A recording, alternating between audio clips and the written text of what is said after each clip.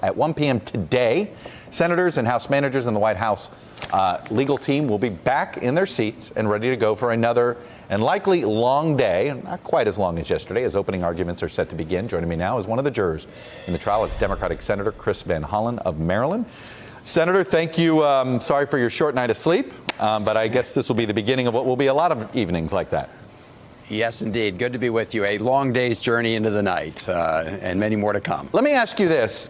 Given that everything ended up in the exact place that you'd expected, what was accomplished yesterday?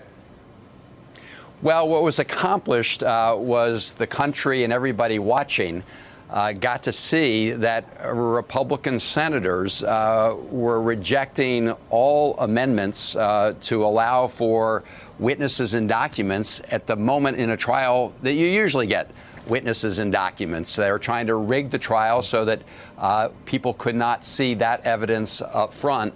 And I wouldn't blame anybody if they didn't notice it was 1:40 a.m. in the morning.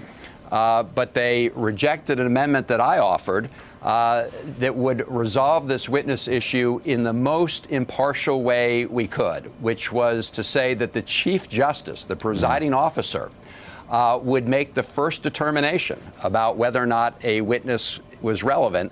This, of course, is a Chief Justice who was nominated by a Republican president.